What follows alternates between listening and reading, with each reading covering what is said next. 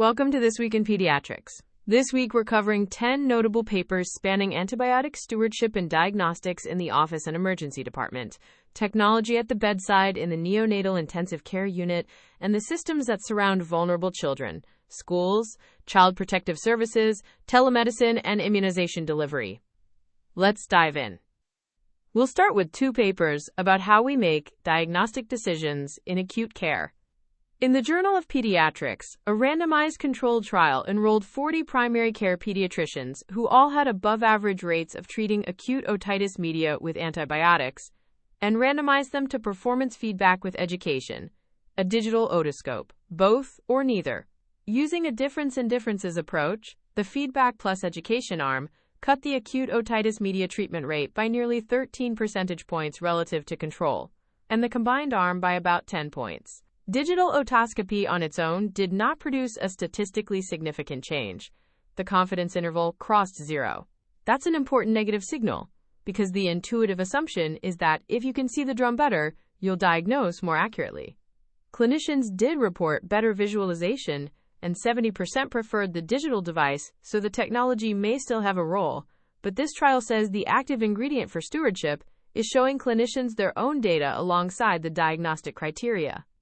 If your practice is trying to reduce antibiotic prescribing for ear infections, invest in audit and feedback first, not hardware. Staying with diagnostics, the European Journal of Pediatrics published a prospective study of 197 children, presenting to a tertiary pediatric emergency department with syncope, plus 50 healthy controls, asking whether NT-proBNP can help separate cardiac from non-cardiac causes. Cardiac etiology was found in under 9% of cases, with vasovagal and idiopathic syncope dominating. Median NT-proBNP was around 437 nanograms per liter in cardiac syncope versus roughly 45 in non-cardiac syncope and 37 in healthy children. A cutoff of 145 nanograms per liter gave an area under the curve of 0.76, with sensitivity of only about 64%, but specificity of 98% and a negative predictive value of 97%. Read that carefully. The test misses about a third of cardiac cases, so a normal value cannot substitute for history, electrocardiogram, and examination. Its value is as a rule-in signal. An elevated NT-proBNP in a child with syncope should push you toward cardiology evaluation and echocardiography. 2 neonatal papers this week. Both ask whether we can make invasive bedside procedures safer and less radiation-dependent. Pediatric research reports a multi-center, real-world retrospective cohort from 3 tertiary neonatal units in China, comparing point-of-care ultrasound-guided nasojejunal tube placement with conventional blind insertion confirmed by radiography in 46 neonates. First-pass success was 87.5% with ultrasound guidance versus 36% with the conventional pathway, more than a 12-fold difference in odds. Ultrasound guidance halved the median number of attempts, cut technical insertion time from 19 minutes to 7, reduced the median number of radiographs from 2 to 0, and got postpyloric feeding started within about an hour rather than 5 hours. There were no insertion-related cardiorespiratory events in either group.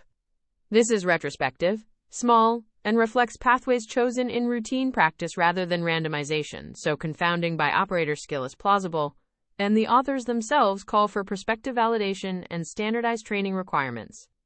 Still, for units with ultrasound expertise, this is a credible radiation-sparing option.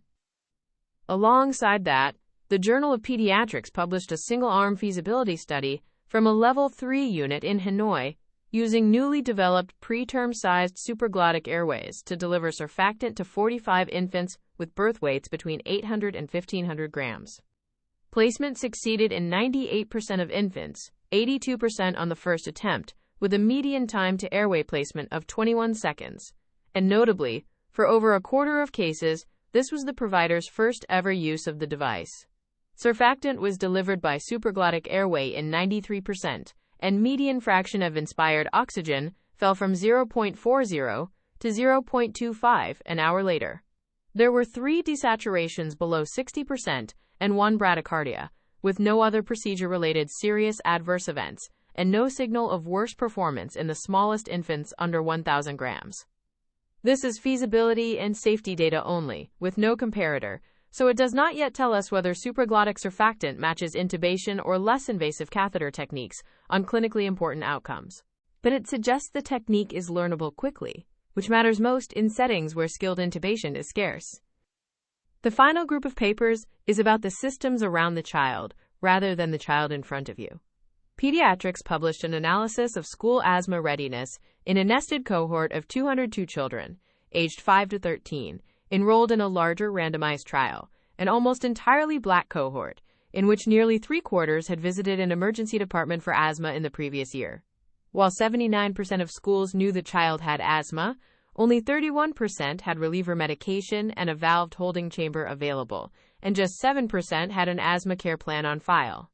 Counterintuitively, more exacerbations in the prior year were associated with higher school readiness, roughly a 30% increase in the odds per additional exacerbation in adjusted analysis. In other words, schools appear to get equipped after a child has already had a crisis. The practical implication is that school asthma paperwork and rescue medication should be part of every asthma visit, proactively, not a reaction to the last emergency department trip. Also in Pediatrics, a retrospective cross-sectional study linked Child Protective Services and Medicaid data for over 610,000 children reported to Child Protective Services in Kentucky and Florida between 2017 and 2020, and found that 8.7% had a complex chronic condition, a proportion that rose from about 6% to nearly 11% over those 4 years. Children in foster care were more than twice as likely to have a complex chronic condition as those who were not, and children reported for medical neglect had roughly 4.5 times the odds compared with those reported for basic needs neglect. Substantiation and foster care placement were both independently associated with complex chronic conditions. For clinicians managing medically complex children, that reframes missed appointments and treatment non-adherence as a signal to intensify care coordination and family support before the situation escalates into a Child Protective Services report. The systems theme continues on the delivery side. Pediatrics also reports national electronic health record data from 1088 primary care practices, covering nearly 20 million problem-based visits between 2019 and 2024, showing telemedicine rising from under 1% of visits to a peak of 55% in April 2020 and settling at 6% in 2024. Use is highly domain-specific, about 20% of endocrinology and obesity visits and 15% of behavioral health visits versus only 3% of respiratory visits. Before mid-2023, telemedicine visits produced no significant net change in total visit volume. After May 2023, each additional telemedicine visit was associated with roughly 2 additional total visits, suggesting telemedicine is now adding access rather than merely substituting for in-person care. On immunization delivery, the Journal of Pediatrics reports meningococcal B vaccination patterns across 10 vaccine safety data link health systems from 2015 to 2023. Coverage among 16 to 25-year-olds ranged from 6% in the western region to 17% in the eastern region. Most initiation happened at age 18 rather than 16, and series completion among those starting at 18 or older ranged from 39 to 68%. Most strikingly, among children with high-risk conditions, only 39% had received even one dose, 48% with asplenia, 44% with sickle cell disease, and just 19% with complement component deficiency. Those are the children for whom this vaccine is a firm recommendation, not a shared decision. Complementing that, the Journal of Pediatric Gastroenterology and Nutrition published a European Reference Network transplant child position paper on vaccination in pediatric solid organ and hematopoietic stem cell transplant recipients, emphasizing that incomplete pre-transplant immunization and post-transplant immune impairment leave this group at high risk of vaccine-preventable infection, hospitalization, and graft loss. The message from both papers is the same. Our highest-risk children are the least well-vaccinated. One more brief note. The European Journal of Pediatrics reports a cross-sectional study of 604 4- and 5-year-olds in which nearly 89% used screens to fall asleep and 17% had more than 4 hours of daily screen time. Prolonged screen time was independently associated with higher overall sleep disturbance scores, daytime sleepiness, and sleep-wake transition disorders, while bedtime media use was linked to difficulty initiating and maintaining sleep. Associations were modest, on the order of a 12 to 17% higher prevalence and cross-sectional, so direction of causality is unresolved, but it supports asking about bedtime screens at preschool visits. If you only have time for one paper this week, make it the Acute Otitis Media Stewardship Trial in the Journal of Pediatrics. It is a randomized trial with a concrete, deployable intervention that changes prescribing behavior, and it usefully deflates the assumption that better imaging technology alone will fix diagnostic overtreatment. Here are the key takeaways from this week in pediatrics. Performance feedback with education reduces antibiotic treatment for ear infections. Digital otoscopy alone did not, despite clinicians preferring the device. NT-proBNP above 145 nanograms per liter should raise your suspicion for cardiac syncope, but a normal value misses about a third of cases and does not rule it out.